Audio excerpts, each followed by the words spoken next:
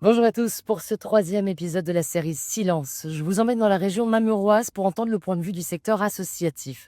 J'ai choisi cette semaine de donner la parole à Verlaine Urbain, directeur de l'association Droits de l'enfance, pour trois raisons majeures. D'abord, c'est un homme, et je pense qu'un regard masculin sur une problématique essentiellement portée par des femmes, c'est essentiel. Ensuite, son association travaille au cœur même des défaillances institutionnelles quand il s'agit de violences faites aux enfants. Et puis enfin, il vient de transmettre un rapport à l'ONU avec un titre sans détour, quand l'État belge expose des enfants au danger. Durant cet épisode, nous allons évoquer le soupçon qui se retourne contre le parent protecteur. On parlera également du concept d'aliénation parentale qui a changé de nom, mais pas de logique. Et puis enfin, on parlera de cette présomption d'innocence qui, souvent, prime sur le principe de précaution envers l'enfant, avec tout au long de l'épisode une question au fil rouge. Comment un État doté de lois solides peut-il prendre des décisions qui réexposent les enfants au danger? Alors, si vous voulez comprendre le point de vue des associations, loin des slogans et dans des dossiers concrets, c'est un épisode à ne pas manquer. Avant ça, je vous rappelle que nous avons besoin de votre soutien pour que cette série existe. Elle ne bénéficie d'aucun financement ni institutionnel ni publicitaire. Alors si vous voulez nous soutenir, rendez-vous sur www.silence-documentaire.com. Le temps du générique et on se retrouve à Jean-Blot avec Verlaine Urbain.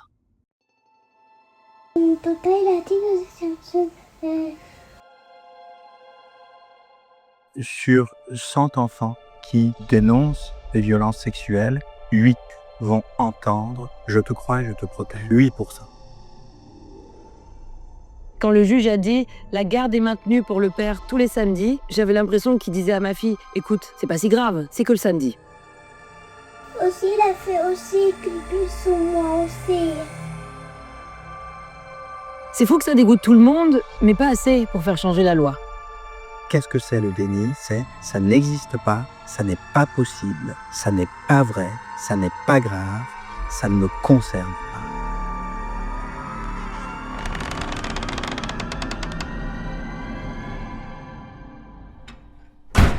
Bonjour Verlaine Urbain, je suis vraiment ravie de pouvoir vous accueillir dans cette série documentaire Silence. Votre association, Droits de l'enfance, elle existe depuis 2011. Alors elle a changé un petit peu d'identité, mais finalement votre combat, il a toujours été le même, c'est de protéger ses enfants. Grosso modo, vous faites quoi? Quel est le rôle de l'association? Alors bonjour Gaël et merci de me recevoir dans cette émission. Droits de l'enfance qui effectivement existe depuis 2011 a pas mal évolué et c'est vers 2015 qu'on s'est vraiment recentré sur le droit des enfants et on voulait en fait sensibiliser la société sur la problématique des violences sexuelles. Et en fait, à la base, on voulait, par exemple, créer des outils pour améliorer la détection des victimes, expliquer au grand public comment alerter, comment signaler une situation et quel était le protocole. Et en fait, on s'est vite rendu compte, de bouche à oreille, parce qu'on n'était pas connus sur le sujet. On a été mobilisés par des mères, essentiellement, pour des dysfonctionnements institutionnels.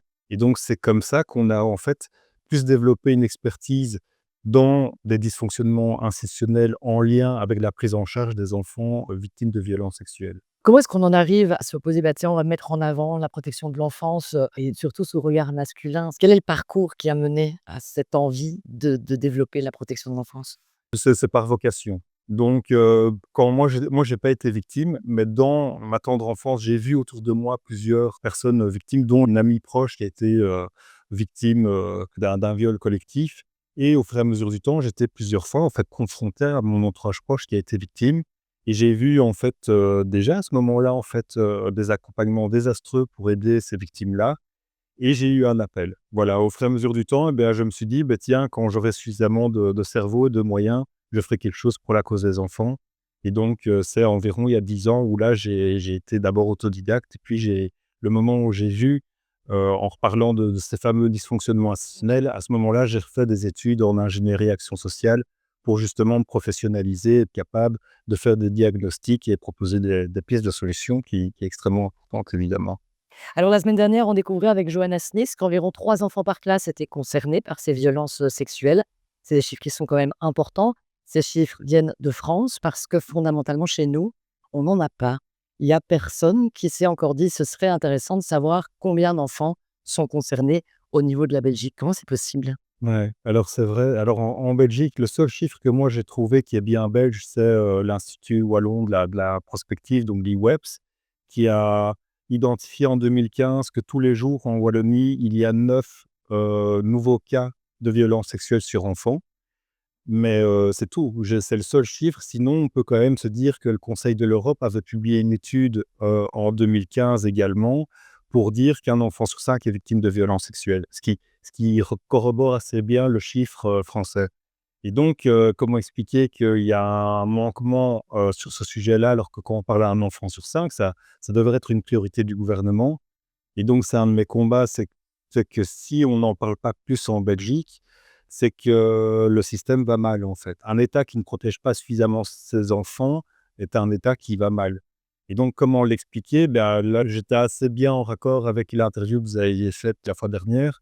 Et donc oui, il y a un des éléments de réponse, c'est le déni, un déni, collectif, et c'est un sujet dur, hein. C'est un sujet dur. Quand moi j'essaye de sensibiliser le grand public sur, les violences sexuelles sur enfants, bah, souvent les gens, ils se mettent comme ça.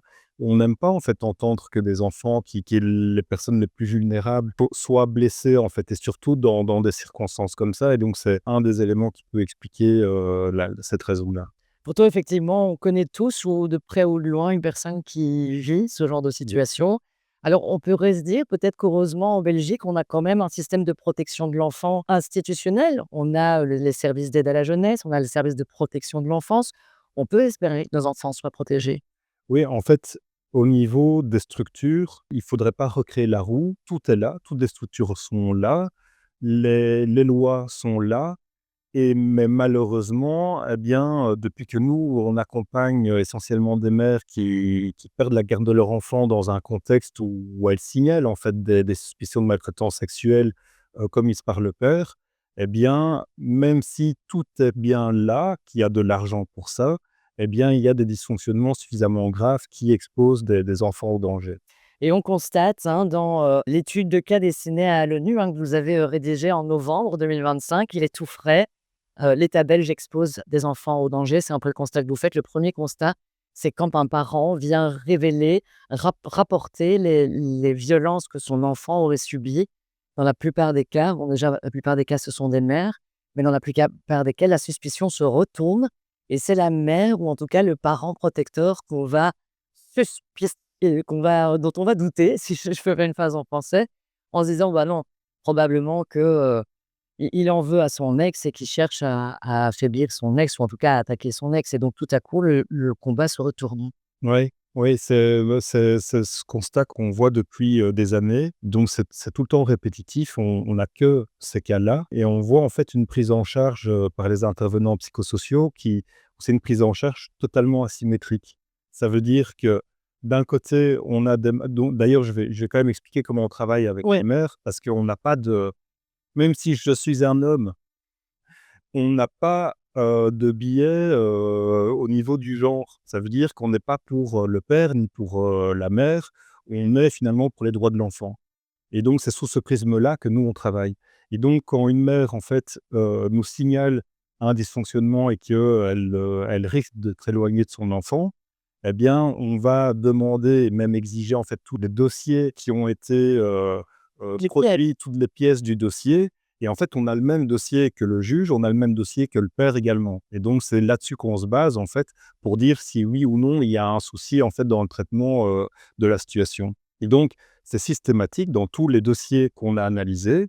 Eh bien, généralement, on a des mères qui ont, en fait, des pièces qui étayent les maltraitances sexuelles sur l'enfant, Mmh. et donc ça peut être, le rapport d'une psychomotricienne qui suivait, les enfants durant une année ou 2, et les enfants commencent à parler à la psychomotricienne. Ça peut être pour un dossier, très précis, que là on suit, tous les jours.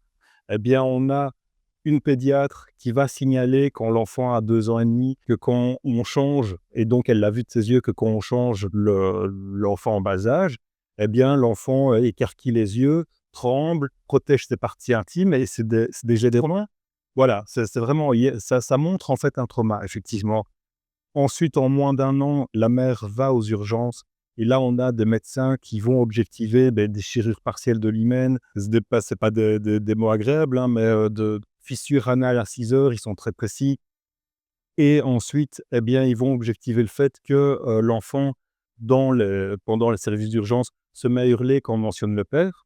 C'est des éléments qui ne trompent pas, en fait. Et donc on a d'un côté un faisceau d'indices qui normalement, mais quand des intervenants psychosociaux ont accès à ces pièces-là, bien devraient en fait, même si c'est des indices et que ça prouve pas que c'est le père, c'est des indices suffisamment sérieux pour écarter le père, au moins pendant une période sérieuse pour, aller plus loin dans les investigations.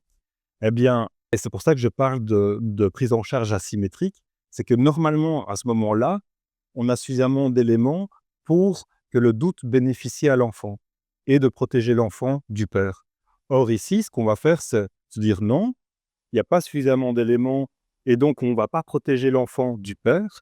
Par contre, on va regarder la problématique sous le prisme du conflit parental et là, il est probable en fait que la mère instrumentalise l'enfant pour faire du tort au père et donc quand ils vont regarder ça sous ce prisme-là, ils n'auront pas d'éléments pour objectiver la toxicité de la mère, ce qui est gravissime et donc à ce moment-là, bien, c'est pour ça que c'est complètement asymétrique parce que normalement, on devrait avoir des pièces qui étayent la dangerosité de la mère. Or, on n'en a pas et pourtant, on va protéger l'enfant de la mère en l'éloignant, de la mère et donc ici, dans ce dossier-là qui c'est le premier dossier que je mets en lumière dans notre étude de cas, eh bien, l'enfant sera placé abusivement à l'institution, mais dans d'autres cas, l'enfant est placé, en fait, aussi d'une certaine manière abusivement chez le père suspecté et dans le troisième cas que je mets en lumière dans le rapport, destiné à l'ONU, eh bien, c'est des mères qui ont vu le niveau de dysfonctionnement de ces institutions et ont préféré arrêter finalement leur allégation, pour pouvoir augmenter leurs chances de garder leur enfant, mais en sachant que l'enfant va continuer du coup à aller chez le père et il continuera à être, en danger. Vous parliez d'asymétrie, j'ai l'impression qu'il y en a une aussi finalement dans la capacité à se dire: «OK, on doit maintenir le lien avec le père, on ne sait pas s'il est, coupable et tant qu'on ne sait pas, le bénéfice du doute, on maintient le lien avec le papa».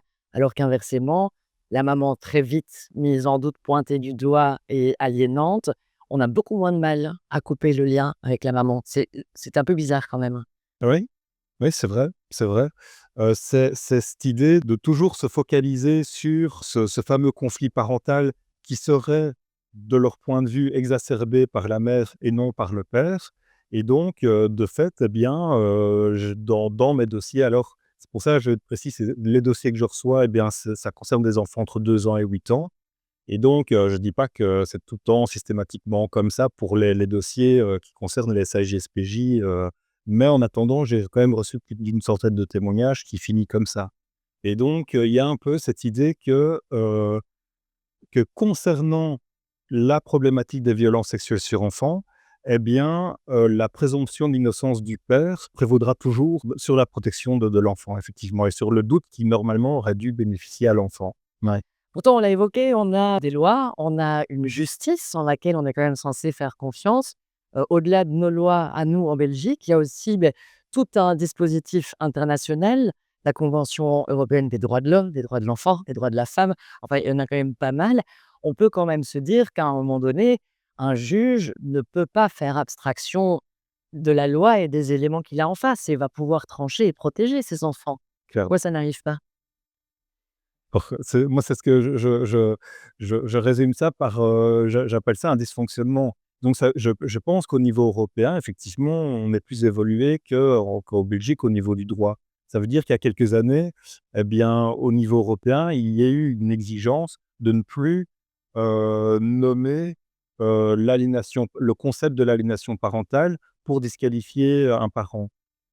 Comment ça s'est, vu dans nos dossiers, c'est que c'est encore plus pervers. Ça veut dire que maintenant, en fait, on n'utilise plus le terme aliénation parentale. Par contre, le concept qui reste en filigrane durant tout le bilan, psychologique que des professionnels ont fait. Comment expliquer ça?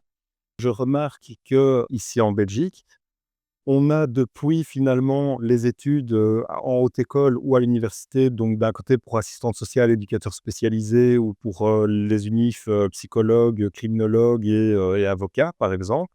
Eh bien, il y a toujours cette notion de: «Attention, méfiez-vous de, ces mères qui instrumentalisent l'enfant pour faire du tort au père durant une séparation».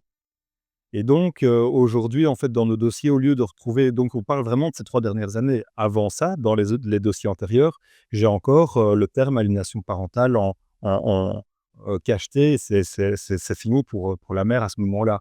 Et donc aujourd'hui, on va plutôt avoir dans nos dossiers, le syndrome de Munchausen, mais qui à chaque fois n'est parce que moi, je veux bien qu'il y a des parents qui sont dysfonctionnants, mais alors il faut pouvoir l'étayer.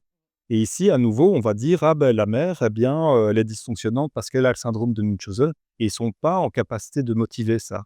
Il y a la mère trop fusionnelle qui ressort beaucoup et à nouveau, hein, c'est là, on est pile poil dans le concept originel de l'aliénation parentale qui vient de Richard Gardner qui lui disait: «Lors d'une séparation, la mère va inconsciemment induire que l'enfant est victime par le père».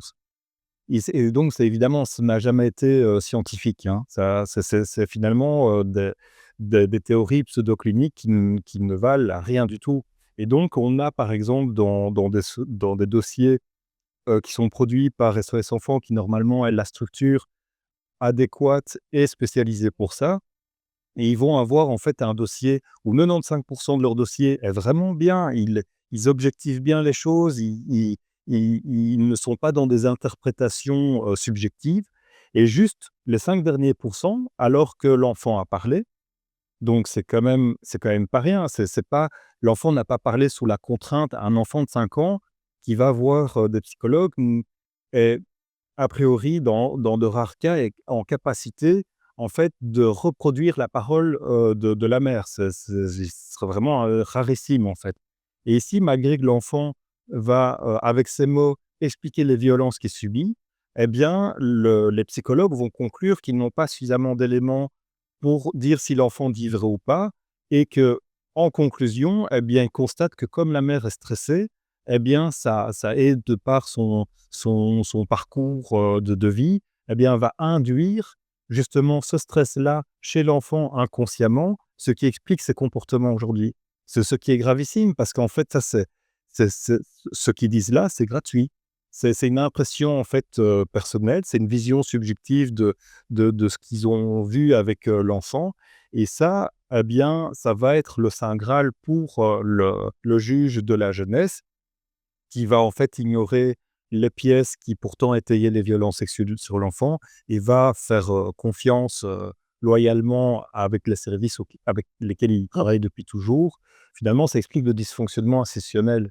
C'est ça, mais le fonctionnement, vous le détectez bien dans cette étude de cas, c'est que, au final, quand on fait appel à ces experts, quels qu'ils soient, enfin, quelle que soit leur branche, on a plus l'impression finalement qu'on essaye de déceler chez la mère un dysfonctionnement, plutôt que de s'intéresser concrètement aux propos que l'enfant a tenus et ce qui a pu être déclenché pour arriver dans cette situation. Et donc, comment, je veux bien qu'il y ait un mécanisme de déni, mais là, ça va dans autre chose. On essaye de viser une autre source pour vraiment ne pas voir la première. Ce serait vraiment que ça. Mais en tout cas, moi, je vois que le déni est en toile de fond et que ce qu'on peut voir de nos yeux, c'est dur de prouver que les personnes, sont dans le déni, en fait. Mais par contre, quand on regarde les bilans qui sont, rédigés et cetera, là, on voit des pratiques dangereuses, en fait. Et donc oui, je pense qu'il y a une partie du déni qui joue dans ces situations parce que en fait, même si, à l'école, on apprend qu'il faut se méfier de ces mères, dangereuses qui instrumentalisent l'enfant, à partir du moment où on a une pièce qui parle, de violence sur l'enfant, que l'enfant parle, que l'enfant est traumatisé quand on parle de son père, ou on a un autre dossier, par exemple, où le père se fait prendre avec du matériel pédopornographique. Et c'est incroyable parce que normalement, ça devrait mettre de la puce à l'oreille que cette personne ne devrait pas être en lien avec des enfants, quels que soient les enfants. Parce qu'il y a des études qui sont très claires et qui disent que, toutes les personnes qui regardent de la pédopornographie sont des cyberpédocriminels, ça c'est certain, mais ne sont pas pour autant des pédocriminels qui passent à l'acte.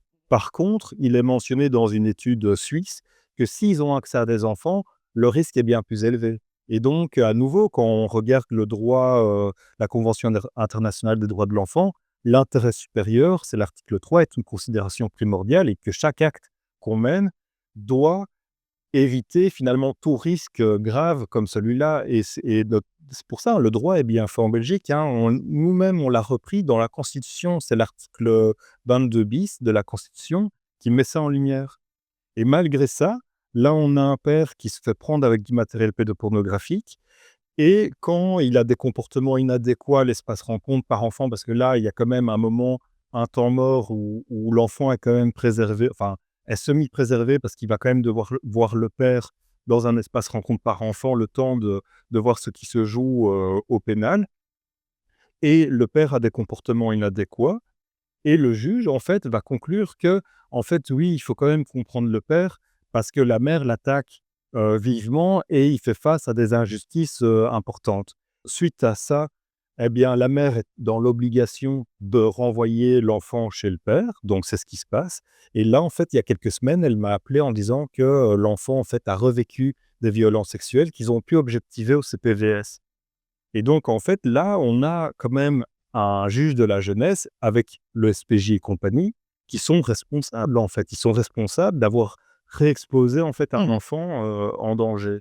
Et donc, oui, la question éternelle, c'est comment expliquer ces pratiques dangereuses vis-à-vis des enfants. C'est vrai que quand on a envie de faire des raccourcis en disant qu'en fait, c'est tous des gens dangereux et qui, en fait, ont des valeurs propres et de criminels. Alors moi, j'ai pas d'éléments pour dire que je sais qu'il y a des pommes pourries, hein, dans tous les milieux, il y a des pommes pourries et des gens dangereux.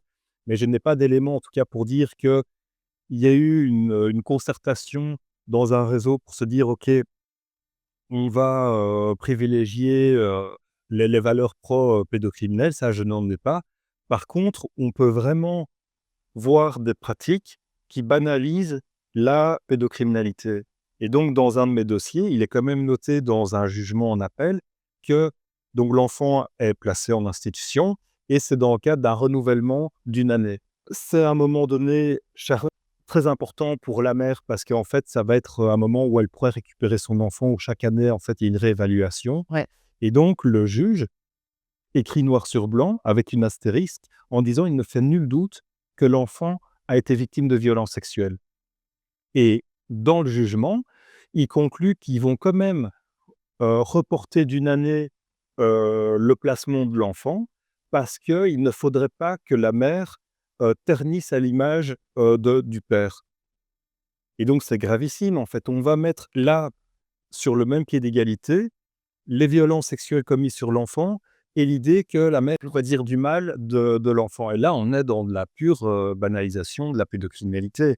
Et donc, pour être le plus, je ne vais pas dire consensuel, mais le plus objectif possible, on peut dire que les pratiques aujourd'hui et la doctrine qui conditionne les pratiques professionnelles dans le cadre des prises en charge d'enfants victimes de violences sexuelles, eh bien, sont complètement à l'encontre de la protection des enfants. Et ça, c'est factuel. Ça, c'est factuel. Alors, vous en relevez un certain nombre des droits qui sont bafoués dans les différents cas que vous étudiez et parmi tous les exemples que vous avez eus. Vous avez remis ce rapport à l'ONU. Grosso modo, qu'est-ce qu'on peut espérer de cette interpellation de l'ONU? Oui, tant qu'on ne met pas de mots et qu'on ne reconnaît pas qu'il y a des dysfonctionnements, c'est sûr qu'il ne se passera rien. Le problème n'existe même pas pour eux. Et donc, c'est vraiment ça l'objectif de C'est votre première recommandation, c'est effectivement de pouvoir reconnaître qu'il y a des Oui. dysfonctionnements. Je rappelle une fois encore que on en parle ici au niveau de la Belgique, mais que c'est le même constat en France, avec une petite lueur d'espoir en France, puisqu'ils viennent de mettre en place cette commission d'enquête qui a justement pour objectif, différemment de la Civis qui avait été mise en place à l'époque, c'est vraiment d'aller voir pourquoi le système judiciaire est à ce point dysfonctionnel dans ce genre de situation. Après, je ne sais pas quel est votre espoir, je vais vous le poser, mais c'est vrai que moi, quand je vois ce qu'ils ont fait concrètement des recommandations de la Civis et du suivi qui a été fait après, ce travail-là, est-ce qu'on peut vraiment espérer que ça fasse bouger les choses? Ouais, moi, j'ai trouvé, enfin, c'est très triste en fait, hein, de voir qu'en France, il y a un rapport de l'ONU en 2004 qui avait été publié et qui mettait déjà ça en lumière et il ne se passait rien. Et puis après, effectivement, des acteurs professionnels qui ont réappuyé sur le clou. Et le rapport de la Civis est vraiment, en fait, même, on pourrait faire un copier-coller, hein, pour toutes les. C'est pour ça que moi, j'ai mis juste 8 recommandations, mais la commission d'enquête parlementaire, moi, je reste quelqu'un de très optimiste, hein. Donc Donc j'espère qu'ils vont pouvoir appuyer sur le clou et mettre en place en fait les recommandations. Après, moi, je reste pas naïf dans le sens que ça peut être aussi juste finalement un coup politique pour calmer les choses et puis vendre un peu de la poudre aux yeux. Et je pense vraiment que d'un côté, c'est bien pour les associations parce qu'ils vont pouvoir s'appuyer sur un rapport d'une commission d'enquête pour toujours aller plus loin. Donc moi, je reste optimiste là-dessus, il faut le faire. Je pense qu'en Belgique, il faut le faire aussi, en fait, même si c'est long. Mais de mon côté, je suis pas naïf. Ça veut dire que même si on met des mots sur les dysfonctionnements, il reste en fait tout à refaire au niveau de la doctrine pour mieux protéger les enfants. Moi, c'est la raison pour laquelle, eh bien, je considère qu'il faut mettre les responsables institutionnels face à leurs responsabilités. Et notre conclusion, c'est de vu qu'on ne sait pas débattre et qu'on ne sait pas dialoguer avec eux, c'est de le faire dans le cadre de procédures en justice. Et que ça permettrait que si on gagne, et donc c'est pour ça que maintenant on encourage en fait les maires à aller au civil pour confronter les institutions concernées. Et si on a la chance de gagner, parce qu'il y aura encore au moins une justice, même s'il faut monter jusqu'à la Cour européenne des droits de l'homme, Ouais. puisque là, il y a de la jurisprudence en fait dans les autres pays Ouais. qui dit que c'est pas OK quand on fait ça, puisqu'il y a quand même une absence de motivation, etc. Bien là, je pense qu'on pourrait faire un effet jurisprudence et utiliser ces outils pour resensibiliser les politiques et à un moment donné, vraiment amener un changement significatif pour la protection des enfants. Eh ben, j'interrogerai un avocat la semaine prochaine pour justement essayer de mieux comprendre quelle est la jurisprudence, quelles sont les réglementations un peu plus précises et pour aller plus dans le législatif. Merci beaucoup, en tout cas, Verlaine, de nous avoir partagé cette expérience en tant qu'association Les droits de l'enfance. Je note évidemment toutes les coordonnées en description de cet épisode. Merci. Merci à À vous. bientôt.